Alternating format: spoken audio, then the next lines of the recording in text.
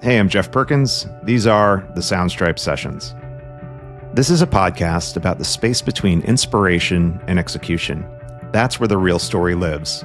We sit down with world-class creators and storytellers to unpack the craft, the creative decisions, the roadblocks, and the breakthroughs that shaped their best work. For anyone who makes things and wants to make them better. Today, I want to welcome Matt Wigton to the pod. Matt, thanks for being here, man. It's great to see you.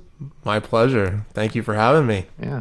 So, very stoked. Matt is one of our super talented composers that we have on staff at Soundstripe. He's had an incredible career. He was a jazz studies major at University of North Texas. He was a touring bassist with huge artists like Christopher Cross and Jody Messina. He's really had an incredible career, and he does music for Soundstripe. And so he's got a range of songs in our catalog. And today we're going to talk to Matt about his process, how he comes up with the songs he's working on, and sort of what inspires him. So, Matt, great to see you. Let's jump in. Let's talk a bit about your origin story. I want to know how how'd you grow up and how'd you get into music? Right. Well, yeah, thank you again for having me. I got into music at a pretty early age. I was like untrained on the piano. I just would sit down at the piano after like watching my favorite cartoons or movies or whatever, and I would like kind of mimic what I was hearing in the programs and the shows. And those are my first memories of like making music. I'm the only musician in the family, so I got into like band and I played trombone from 4th grade all the way up through the end of high school. Picked up bass kind of halfway through high school. A friend of mine told me I should play bass, and I didn't know what it was. He's like, it's like a guitar, but lower. And so we would like jam out, and I got the bug like real fast. I just became addicted to it. I was so into playing bass. I just loved the sound of it. I loved old like funk records like James Brown, Parliament Funkadelic. I would jam out to that stuff, Motown. Got into jazz, and that's kind of like what led me into studying jazz at the University of North Texas, as well as classical music. So that was kind of the beginnings of it all. So no one in your family played an instrument? No. I mean, my mom played piano when she was really little, but I was just kind of the lone wolf. My family's filled with athletes, which I also was, but like I was going to go off to college to play baseball, to be a pitcher, and music just stole my heart, and I really slowly burned out of everything, all the baggage that comes along with trying to pursue a career in athletics. Both the music industry and becoming a professional baseball player, those are both two hard industries, to make it in. But I love being creative, and I didn't realize that initially until I got into it. So yeah, because you're a big guy. You're about, what are you, about 6'2", 6'3"? 6'4", 230. 6'4". Yeah, you're taller than me. I remember when I met you for the first time, I was like, wow, he's a big dude. But big, like athletic big. Yeah. My we're all like giants. I'm like one of the smaller ones. Like not joking here. Like for real. Like my dad was a discus thrower. He almost made the 72 U.S. Olympic team. Wow. He missed it by two spots, and his fraternal twin brother was a hammer thrower and a football player.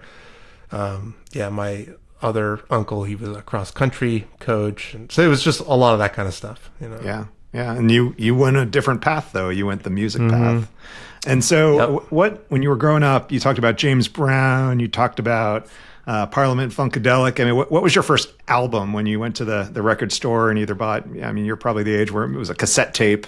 Maybe not a vinyl album. Cassette tape. What was your first cassette tape?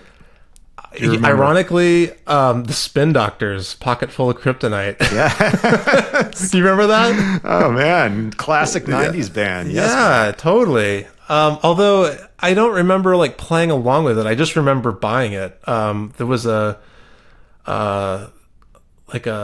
record shop this would have been in Memphis. That's where I went to high school.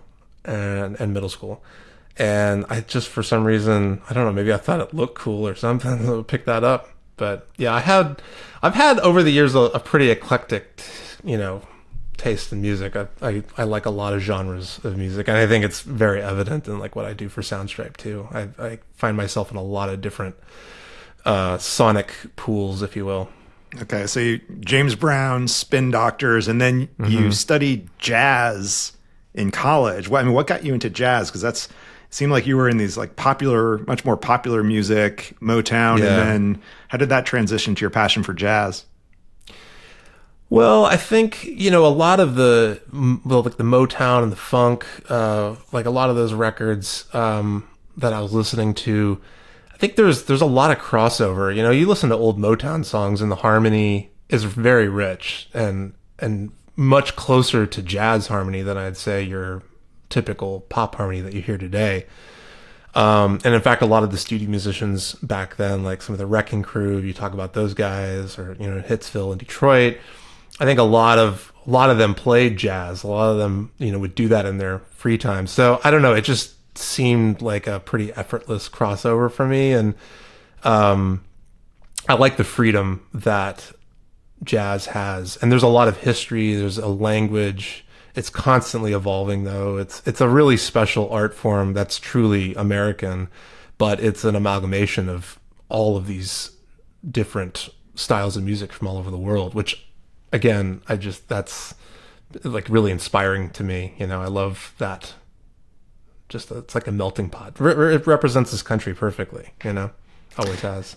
And at what point did you say, I want to try to make a career of music? When was that? Was it before college? Was it in college, after college? When did you think that music was what you wanted to pursue professionally?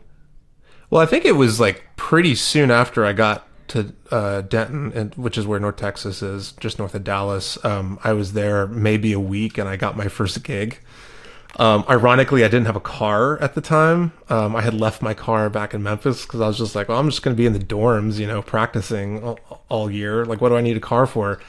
And so I get I think it was like a big band gig. And back then, this would have been late 90s. There was a big swing revival and people were going out swing dancing, which I thought was really cool. And so they were hiring full big bands, and we'd be wearing tuxedos. We play, 4 sets, 3 or 4 hours. And it was a lot of fun, but I think I got paid like $100, dressed up in my tuxedo, brought my upright bass with me, my amp, played with like some incredible musicians, because that whole school is known for big bands specifically and guys that can read their butts off. It's a really specific sound down there. And I think it was that first week I was like, wow, I'm getting a gig already. Like, I can do this, so let's just string these together and let's make a living out of it, Yeah, the 90s was a really interesting time musically, because you had sort of grunge, you had pop, that was kind of the rise of the boy bands, but then you also had this like big band resurgence. And I remember there was an amazing ad campaign for Gap, and that was when Gap was probably at its peak of cultural relevance, and it was all big band music. And I remember watching that ad, and suddenly big band was like everywhere around. I was living in New York City. Big band was everywhere. Everyone was like going to these clubs, and they'd have these amazing bands. And you even had, popular bands at the time, like the Mighty Boss Tones, and they were kind of bringing more of a big band element into what was basically popular music. So you definitely came up during that time. For sure. I mean, it didn't last long, but it was pretty much the whole time I was in college. It was pretty poppin' in Dallas. You could make a really good living just playing big band music down there, which is unheard of today. Yeah. Oh, that's great. And so obviously there's a lot of people that go to North Texas and they study music, but they come out and they're accountants, or they get into the family business, or they work in, they're electricians, or they're just doing different jobs. They studied music, but then they don't end up making that a career. You made it a career, which obviously required some breaks along the way. So what was your big break that kind of led your path into being a professional musician? I don't know that I had that like iconic big break.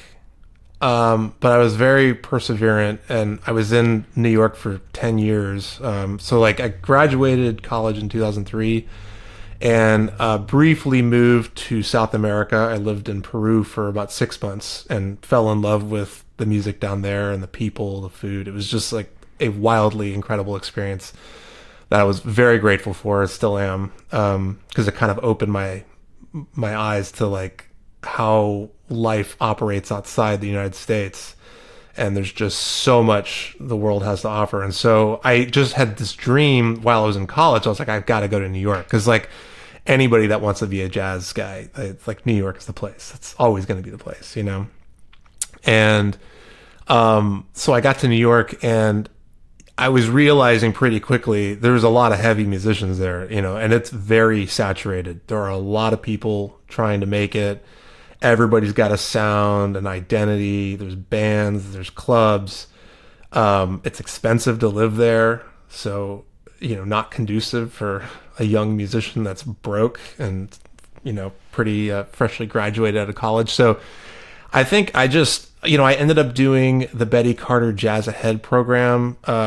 That was while I was in college. And that was in DC at the Kennedy Center. And I met some pretty integral to my career, like musicians, guys like Sam Barsh, who have written and produced for Soundstripe. We toured together for about 7 years as a direct result of meeting at the Kennedy Center. We played with a violinist named Zach Brock, who is one of the most talented musicians I've ever worked with. He's currently playing a lot with Snarky Puppy, if you've heard those Snarky Puppy records. He's been with them for years. And there was a bunch of other guys there. And like when I got to New York, I went and did the Banff. It was called the International Workshop for Jazz and Creative Music, I think. But it was in Banff in Alberta. And it was like a 3-week workshop taught by Dave Douglas at the time, who was this renowned jazz trumpeter from New York, who I've been very fond of for years. His style, his approach, his music, everything. So I met a lot of people there. And I think it was just through my connections at North Texas, the meetings I had in DC and then in Banff. And then by the time I get to New York, it's like, you know, you get to know all these guys and then you just slowly start chipping away at the scene. But I never really had that like big iconic breakthrough moment. It just started like a snowball effect, you know, very slowly, month over month, just accumulating cooler and cooler gigs with, you know, great musicians. It's a great lesson for young musicians, though, that there may not be that that one big break, right? You're at a club and, you know, a big producer's there and discovers you. That might not be it. But what I love about your story is that commitment to craft, right? Just keep working, going to seminars, going to workshops, just keep getting better, keep playing. And then it seems like at the same time, you really focused on building your network and meeting other musicians and really and making that part of the way you built your career. Talk a little bit about how that works. Like for young musicians today, how did they go about doing what you did? Well, I think the most basic version of this is just they call it making the hang. You just got to make the hang, right? And in the music world, that just means being out and being seen. I think most of the time in a city like New York or Nashville or LA, it's understood that you're going to be a good musician and that you know your craft and you can, you know, hang. But it's out of sight, out of mind, right? Like if you're not out hanging, then you're not going to get the calls. And so I'd say that's like one part of it. You know, when you get to a city like New York, you just got to be out and be supporting your fellow musicians as much as possible. And then that's how you start finding yourself being integrated into these communities, you know, and then before you know it, you're a part of something bigger than yourself.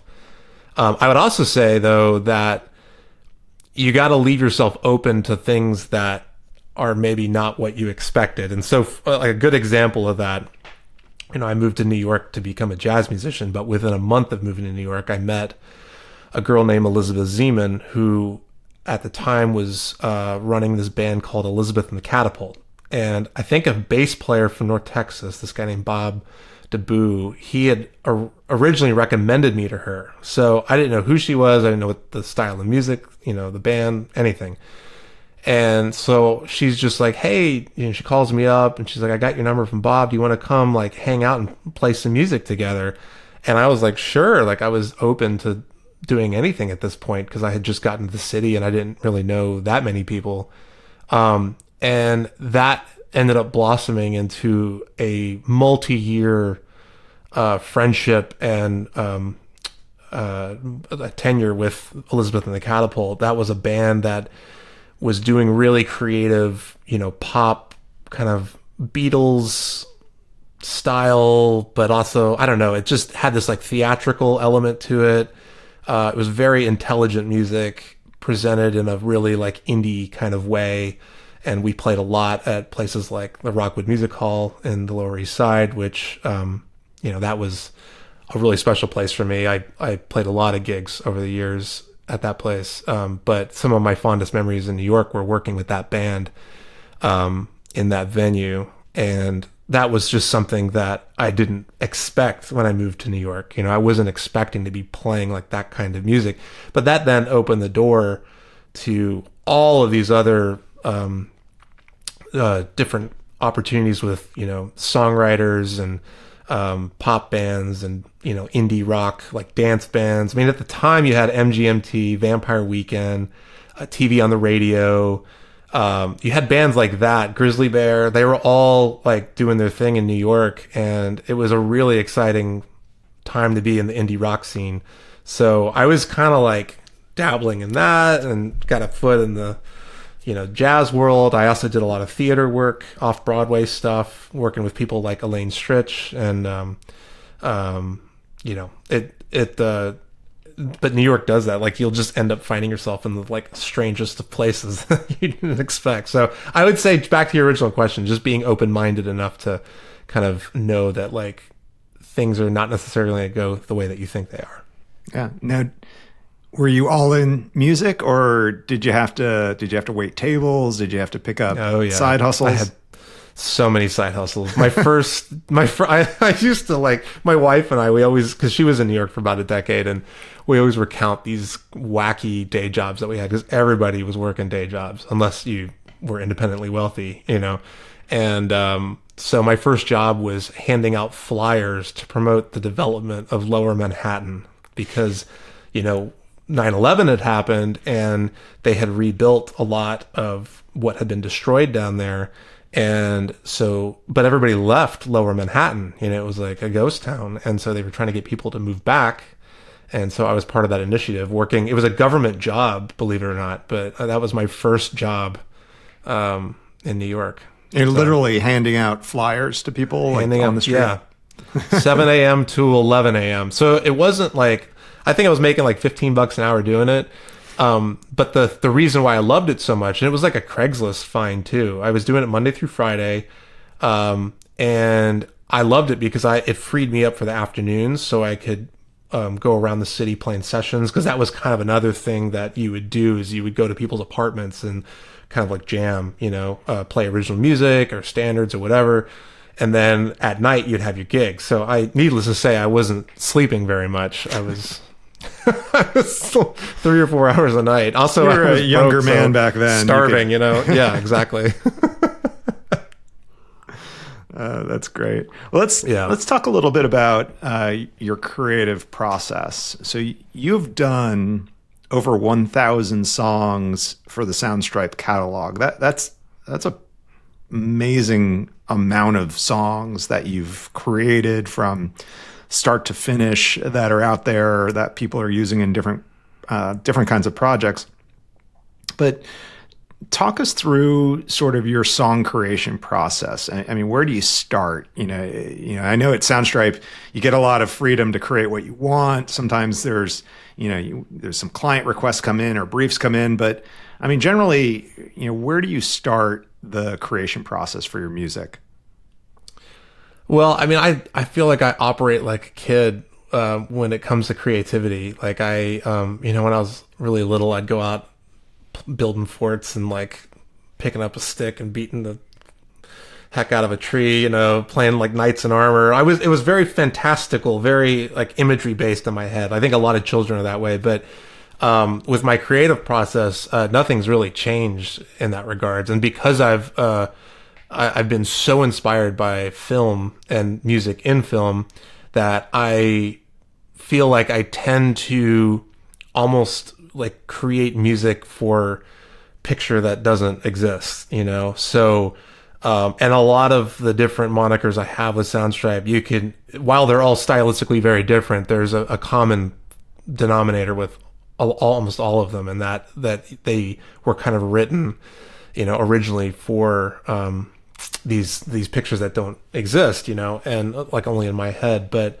that just has always served me really well because I am a very imagery based person, and what's also really satisfying is when I see these songs end up in places that are really familiar, like the way that they were created is they end up serving, someone else's needs in the way that I had envisioned, which is like really special when that happens. So give me an example of a song where you just had you had the film playing in your head and you're scoring the film with the song, even though the film doesn't actually exist. What's an example of that? Well, it's, you get inspired by different directors, you got like your Steven Soderberghs that does he's done all the Ocean's 11 movies, and my Dresden the Flamingo moniker, like I've done a lot of that kind of like, caper music, I'm imagining a bunch of these like wacky people trying to like rob a bank or whatever. So, something like that, or maybe a more fantastical, like a Game of Thrones kind of vibe. I mean, I do think a lot, like I'll take shows like that or movies, Conan the Barbarian is like one of my favorite film scores of all time. And while the movie is kind of insane, especially if you watch it today, like it's just crazy what they put in that movie. Basil Polidorius had like a really special score for that movie. He had like a 200 plus choir that he had written original like Latin text for, and the full string orchestra. It's like just this incredible sonic palette. And so like I find myself, in worlds similar to that, or like The Dark Crystal, like that Jim Henson movie, things like, I'm going like way back here, so anyone that's younger than like 30 is probably not going to know some of these references, but yeah, it's just like picking scenes in your head, and then just it all happens like very fast. I feel like I'm very lucky in that it's generally not very difficult for me to create music. I do it every day, and I've been doing it every day for literally like decades. I was, even when I was back in college, I would go after playing gigs, I'd go into the practice rooms and sit on the piano, and I would just write music. And even if it didn't get recorded, it might make it down on manuscript, but I got in that habit of just creating every day, and it's something that like makes me really happy. So you combine that feeling with these memories of you being a kid growing up watching all your favorite movies and just putting yourself into some of these scenes. It's just, again, I feel like it makes creating this music pretty easy, in a way. Yes. So how long does it take though, from beginning to end? I mean, from, you have the brief, or you have the idea of the song you want to create, then what's the timing for that song to then get complete? I mean, it varies, there's a lot of times, I work pretty fast, so most music that I'm doing for Soundstripe, I would say it's 2 days or less. But then there's other things that are a bit more involved. I tend to do a lot of orchestral music for like Wicked Cinema, for Dresden the Flamingo. And when you start getting into some of this like programming, like Shimmer is another one of my monikers, and I did the Bridgerton, that cover of that Nick Jonas song Jealous. I think that took me 4 or 5 days to finish that. So that was a bit more involved. So it's really case by case, but I do tend to work pretty quickly And again, I think that's just from doing this for so long and getting in the habit of just working every day, creating, And we should explain to people listening what the monikers actually mean. So at Soundstripe, we have several composers that work with us. And explain it, because you've basically developed different personas within the library. So, you have the Matt Wigton, you as a performer, but then you have several others. So talk a little bit about how you develop those different monikers and what you're trying to do with the different ones. Yeah, I mean, I guess I'll speak for the guys on this because I think we all kind of align similarly with this, but it's kind of like a way to designate lanes for these different ways that you like to create and express yourself. Because it would be really confusing to our subscribers, our clients, if I just threw everything. If I threw my Wicked Cinema, Shimmer, Dresden Flamingo, Falls, Artax, Matt Wigton. If I put it all under Matt Wigton, you wouldn't even know. Like, you'd be like, this Matt guy is like a Fruit Loop. Like, what's going on? He's all over the place. But for me, it's like going into a library and seeing books categorized, like organized in a very specific, designated way. And I do the same thing with the music that I create and the styles that I create within. And for me, these monikers really help kind of designate these lanes.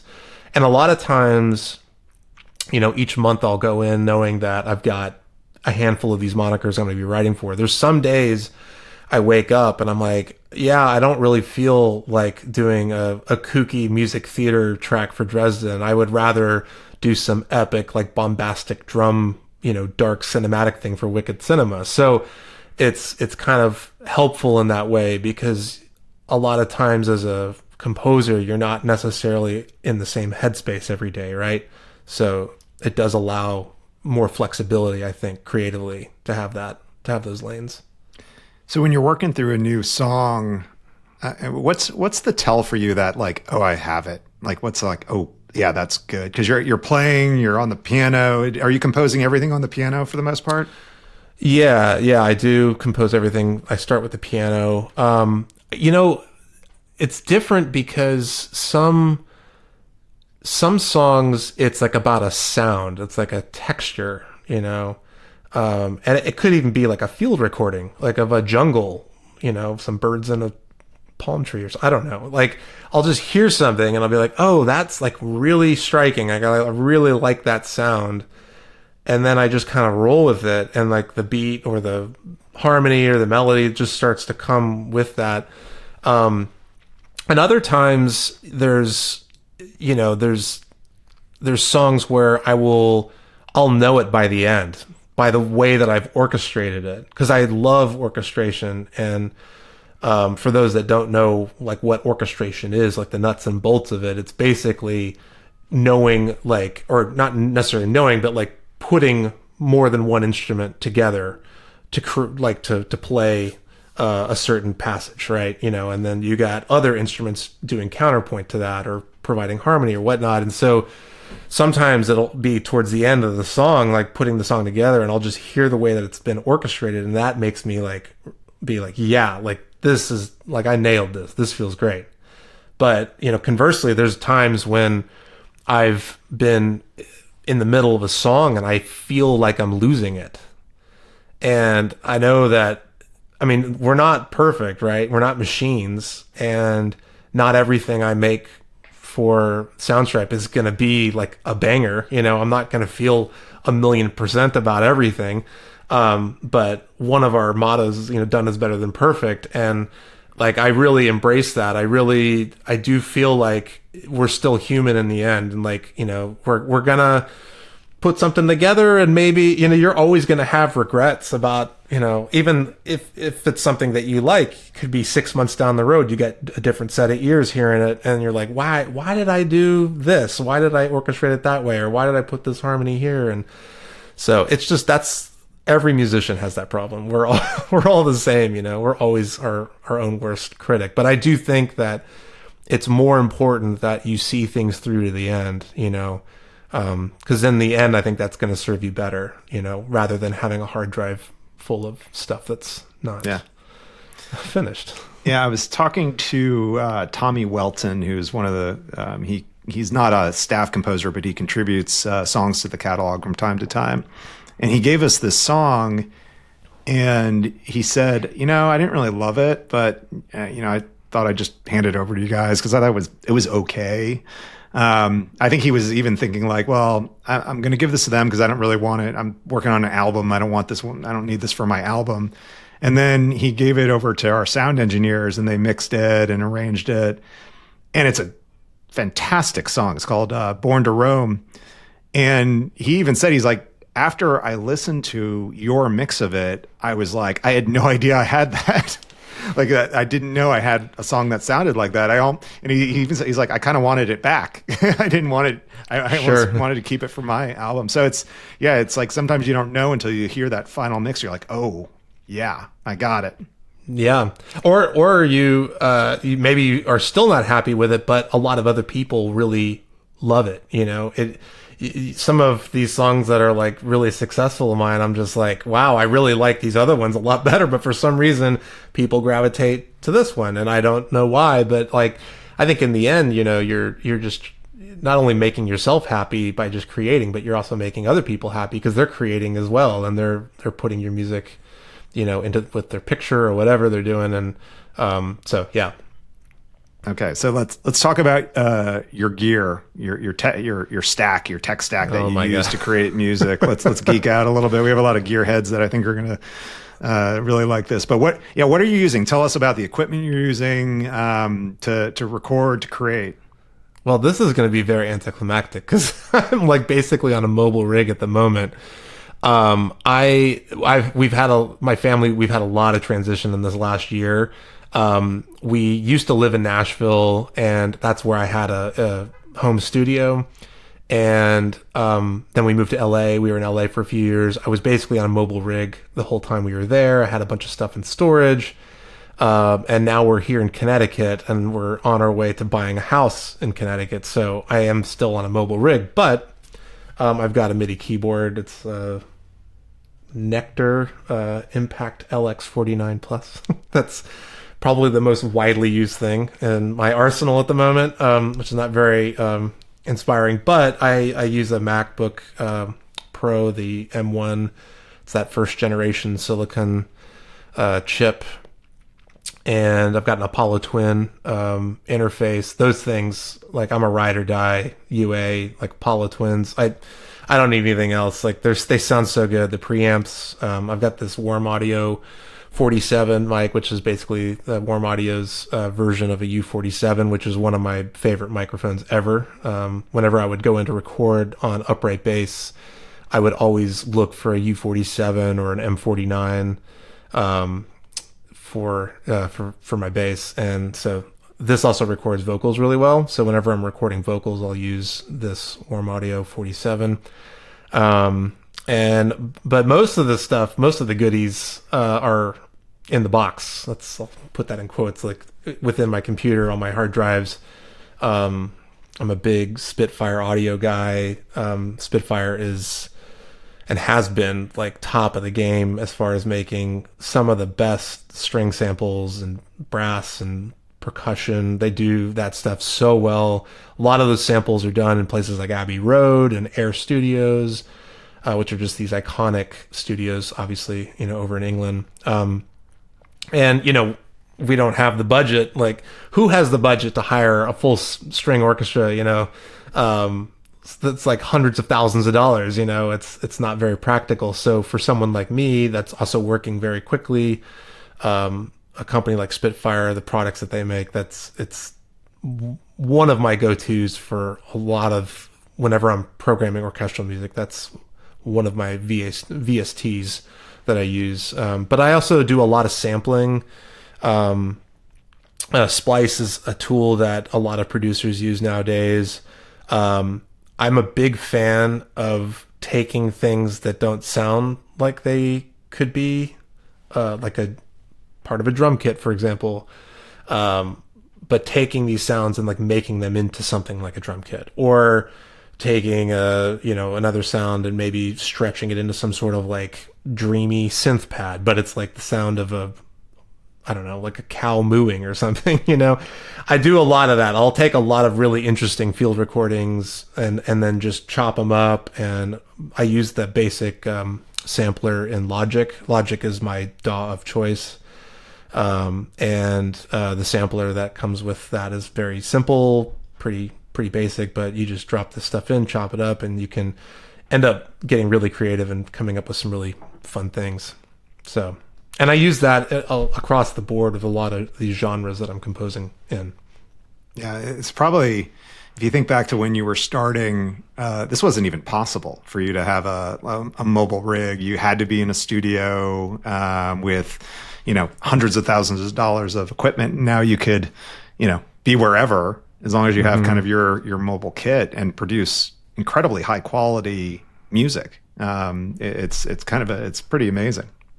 Yeah, I mean, like my dream gig when I was, after I had like gotten to New York, like I loved performing, but I was really like a studio guy. Like I wanted to be like Carol Kay in the Wrecking Crew or James Jamerson at Hitsville.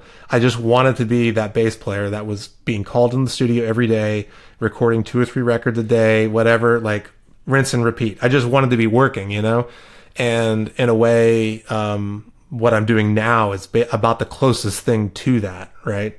And it's arguably doing something that's been more natural for me than even playing bass, and that like something that I've been doing my whole life is basically just creating, and so yeah. Well, now that you've relocated to Connecticut, are you gonna take the train into the city and go do some hangs again? Yeah, although I'm preparing myself because it's been years since I've been in New York, and I remember you were saying that you lived in New York. What was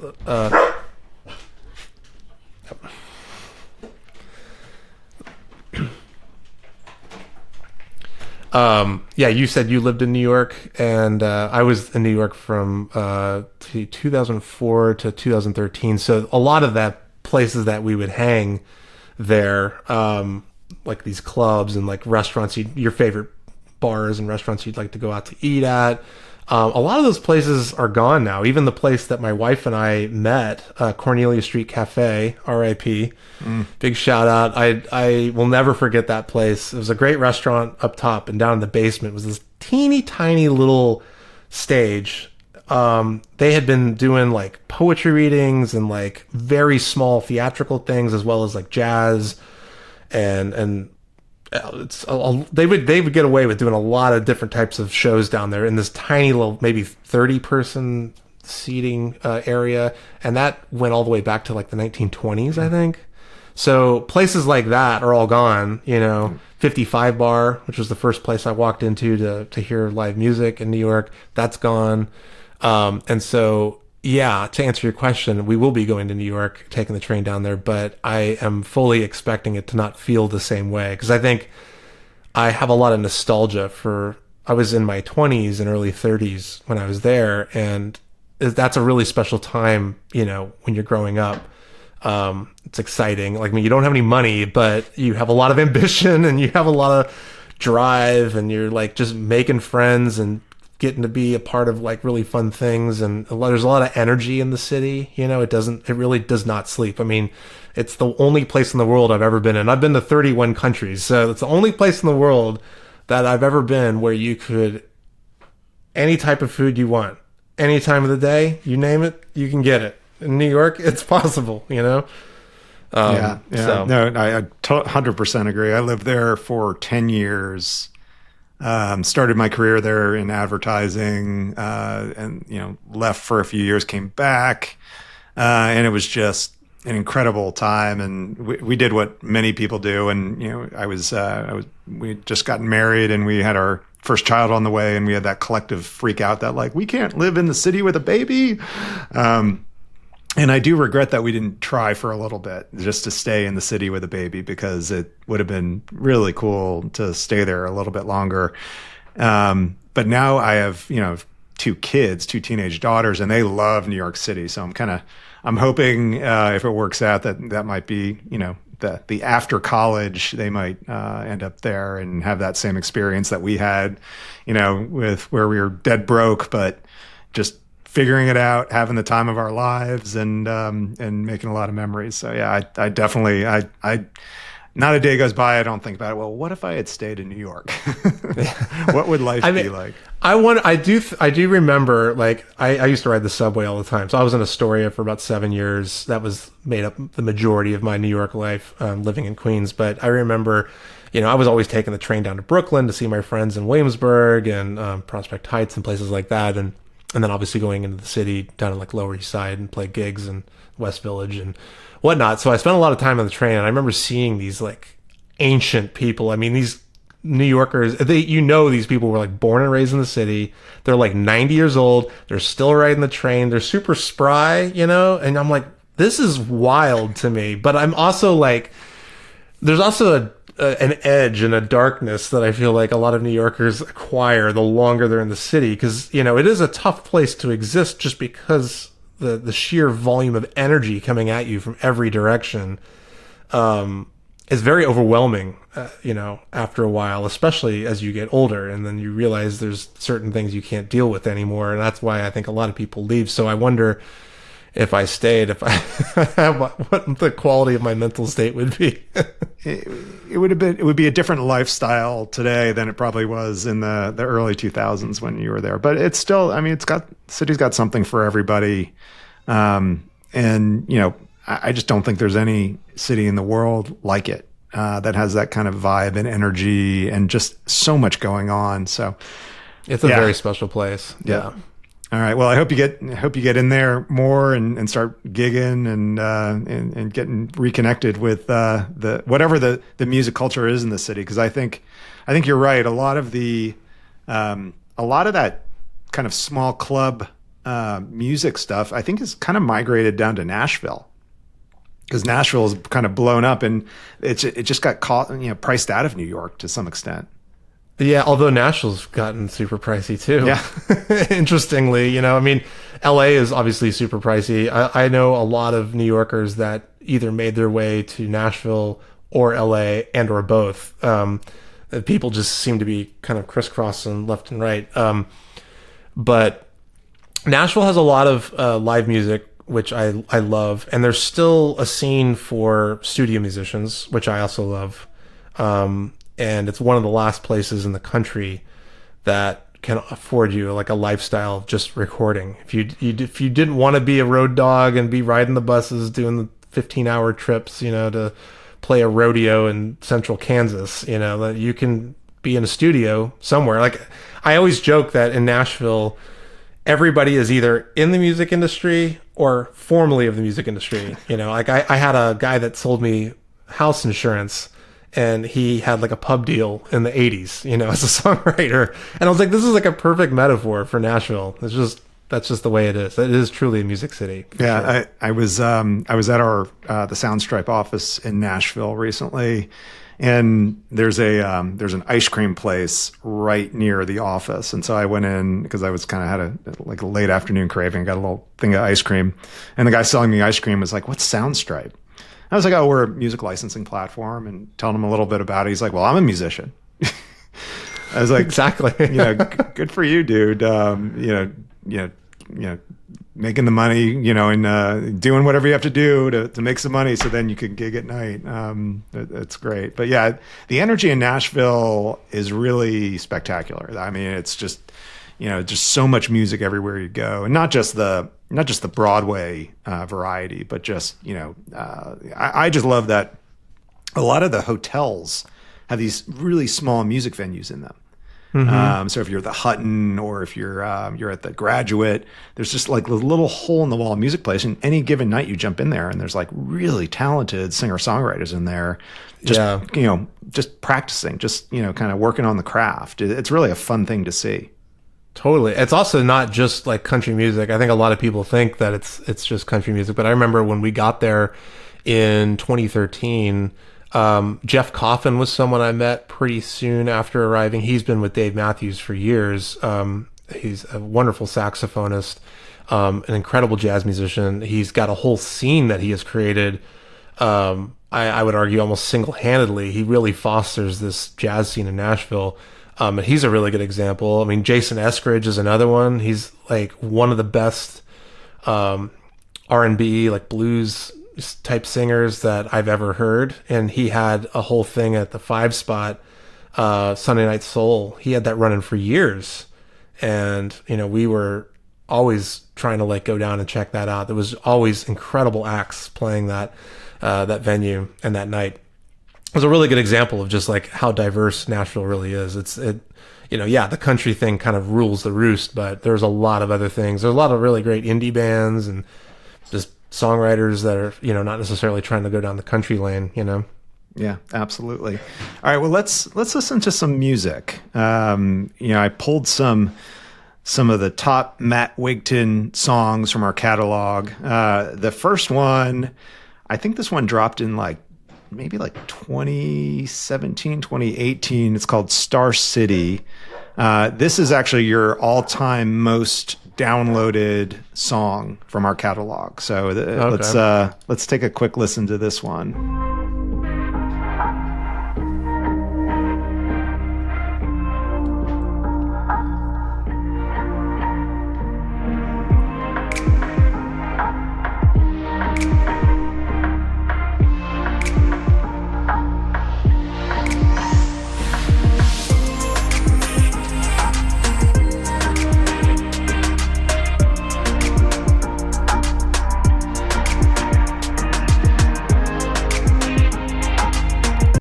All right, you remember creating that one?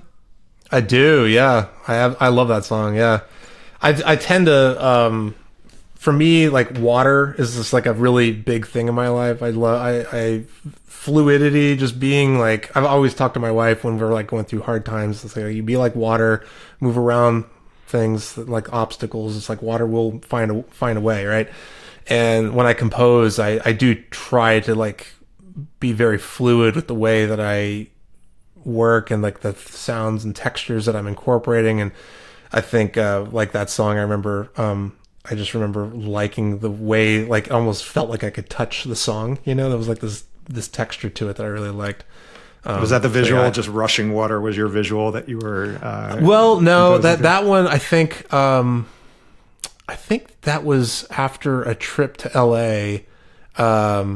And LA is just one of these places, growing up as a kid, all your favorite movies are like filmed there, whether you are like realizing it or not. When you're walking around the city, there's a lot of familiarity to it, even people that have not lived there. And I think that's one of the reasons why, right? And also it's just a landscape there, a topography that I find really pleasing. Like I love the American Southwest. I love the ocean, love the mountains. And so, yeah, that city I think was about kind of that feeling of like just being in LA and kind of soaking it all up. Yeah. And I mean, what's cool about that song, I mean, with 1,000 songs for that to be your number one is pretty impressive. And, when I listen to it and I put on my marketing hat, it's kind of this song that could work in so many different kinds of projects, right? It's got a little bit of a corporate feel, but yet it's kind of funky. And so it really kind of fits a lot of different commercial projects possibly. So that's probably why it's so popular, just because it's got this kind of great vibe to it, but yet it could be serious. It could be corporate. It's kind of just fun and upbeat though. And really, really nice.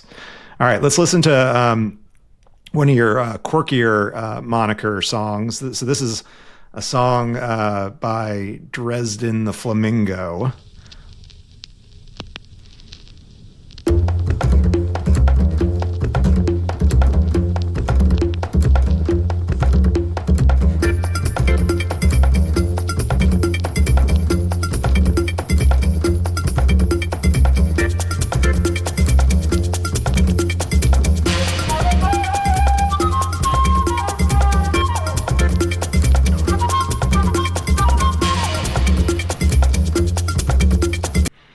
So it's like a cop drama on South Beach kind of vibe there. Well, I mean, that's what I had. Yeah, no, that's, I mean, it for sure in that realm. I think this was like kind of an Ocean's 11 stab. I just I don't take myself too seriously, and I do love movies where I don't know, you get these like actors like a Brad Pitt or a George Clooney, or these guys are like known for like some of these like serious roles, but then they're in this comedy. I don't know.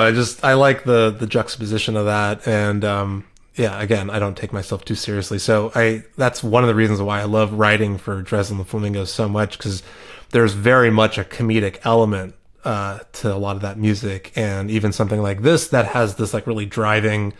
That's me on upright bass on this track, and it's got this like kind of caper, some action is happening, but it's also just kind of quirky. That little organ stab is it's a little off and funky, and I just like that. I like the way that it makes me feel. It's like kind of a funny song.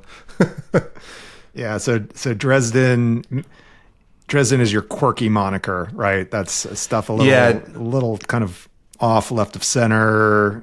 Very much left of center. It's kind of derived out of a lot of like music theater and like stuff that I've like done over the years. And there's also like I grew up watching a lot of Jim Henson. There's like the Muppets, like Muppets Take Manhattan, like that kind of stuff.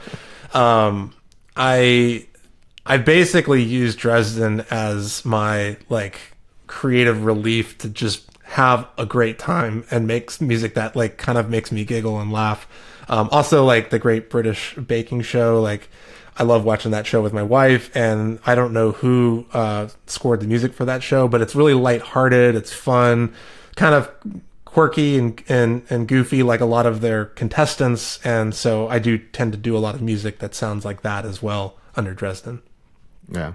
By the way, Muppets Take Manhattan, I actually think is the best Muppet movie of all of them. Like the original Muppet movie is classic, but Muppets Take Manhattan is pretty good. Really good. That's a banger. It's a banger for sure. Okay, so let's listen to one more, and this is your moniker, Wicked Cinema. Yes. Let's listen.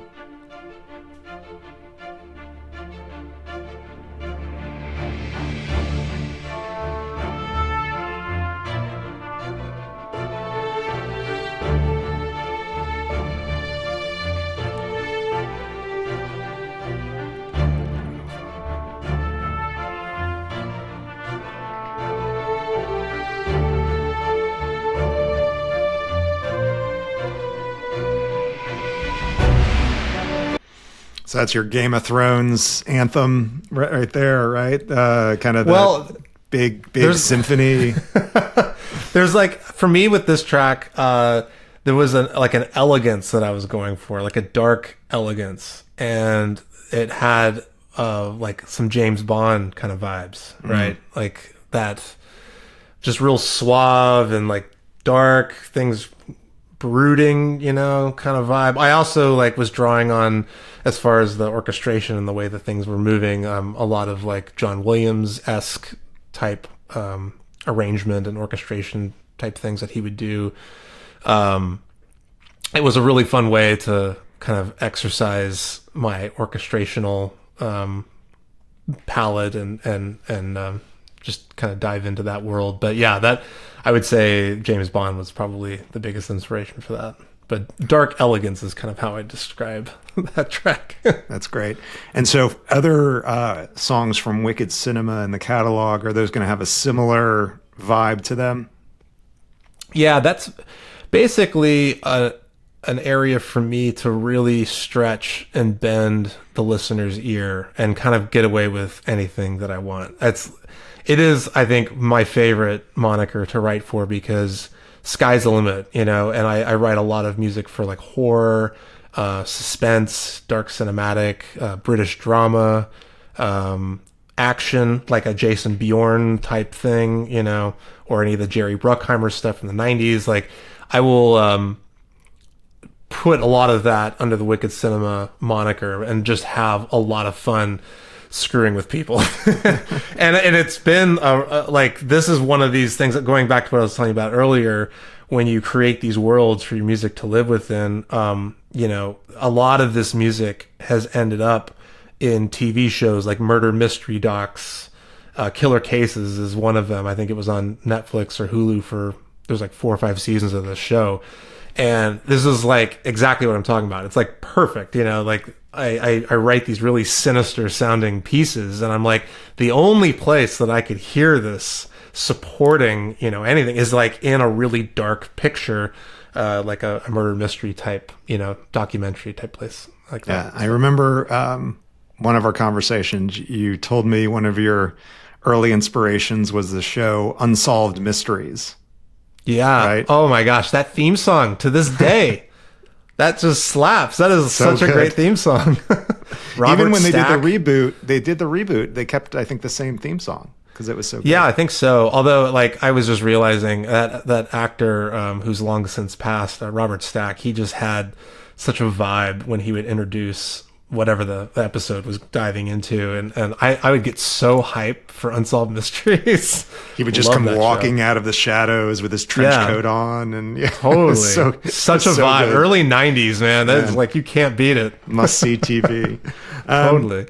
So, you had a really interesting opportunity a couple years ago. I think the producers from HBO came to us with a project. You mentioned it before for the show Bridgerton. Talk a little bit about how that came to be and your approach to that song. Yeah, for sure. Well, actually, so Bridgerton was with Netflix, and HBO was Tokyo Vice. So the Bridgerton thing, that I give full credit to Ashton Myers for that. She was my manager for years, worked with Soundstripe for, I don't know, 7 years, I want to say.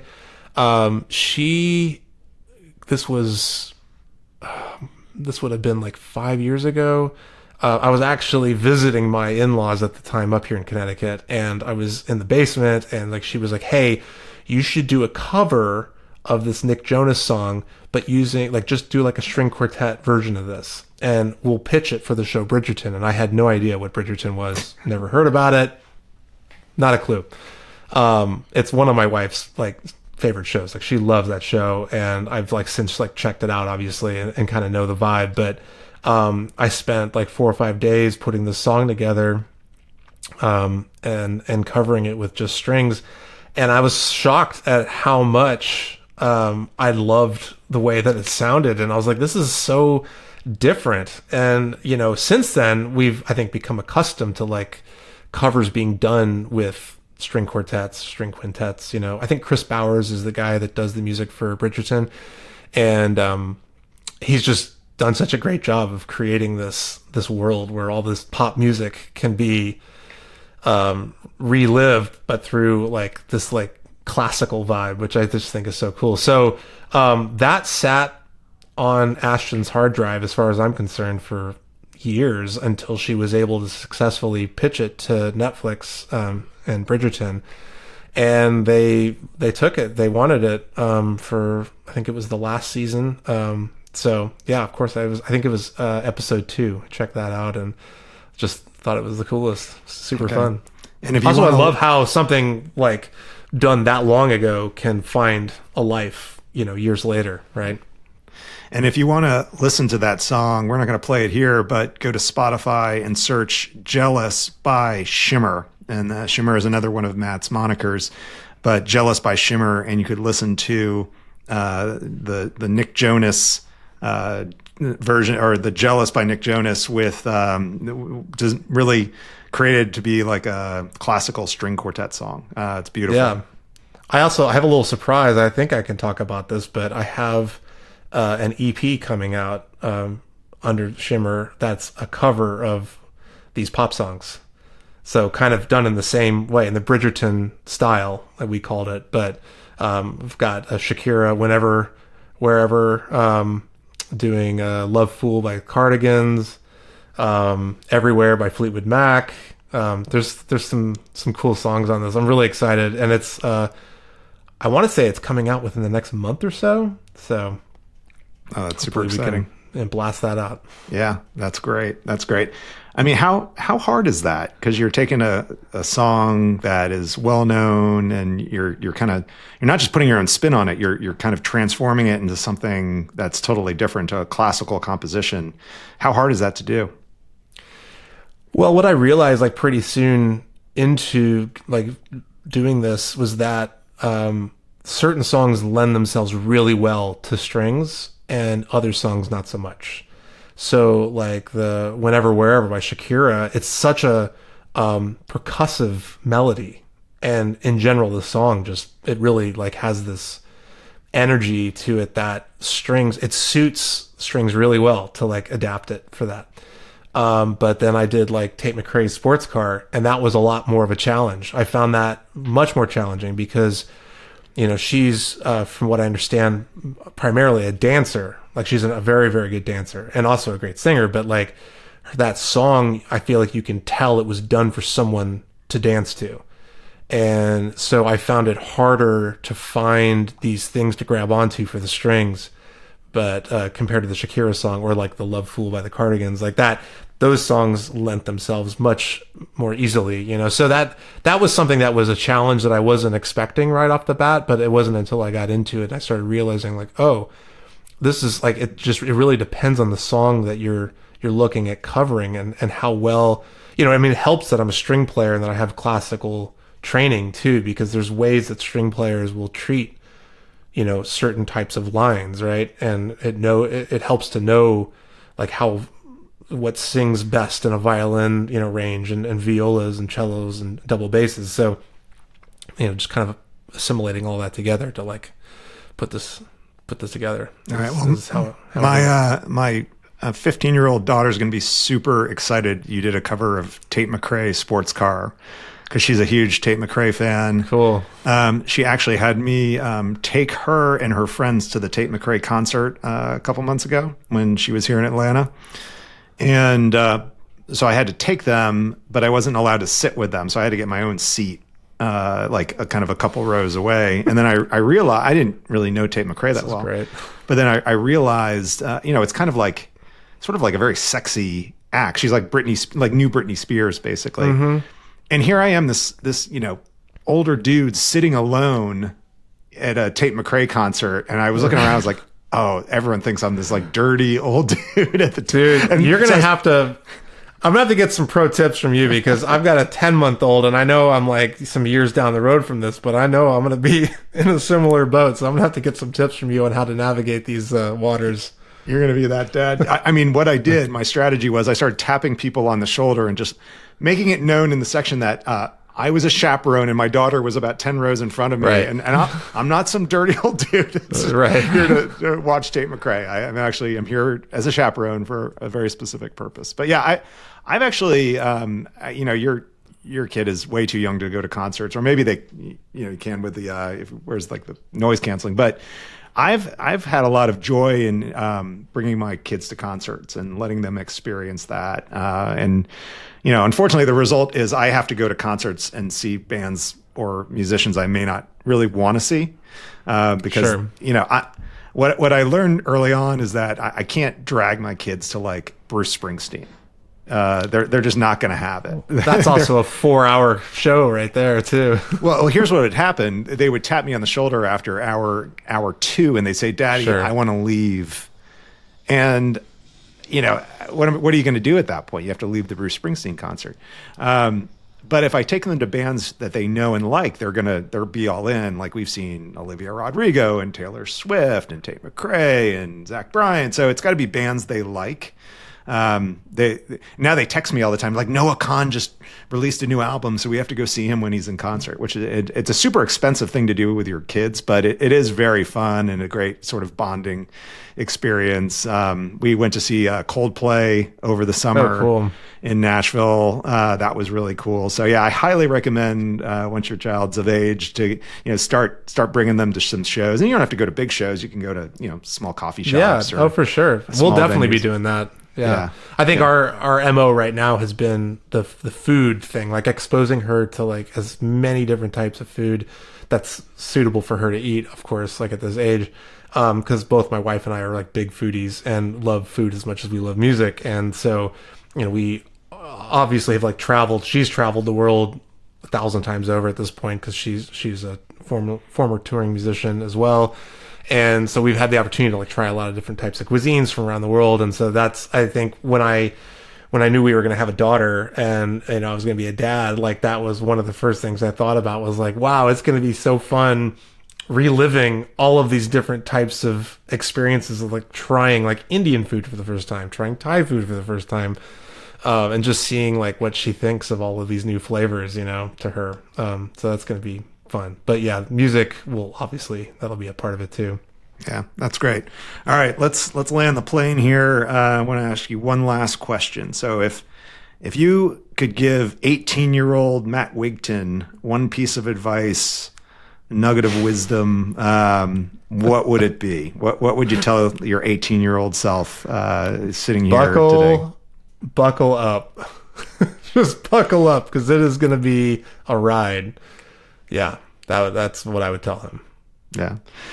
Well, this has been a great conversation, Matt. Really appreciate you taking the time. And thanks again. And for everyone out there, you could find Matt Wigton in the Soundstripe catalog. He's Matt Wigton. He's Dresden the Flamingo. He's Wicked Cinema. He's Shimmer. So he's got a bunch of monikers. So go check out his music, and it's all available to download. So again, Matt, thank you for being with us, and we'll see everyone next time. Thank you, guys. Soundstripe is the leading music licensing platform, offering the highest quality music produced by award-winning artists and innovative tools to find the perfect song for your project. Soundstripe has over 100,000 audio tracks along with sound effects and video assets.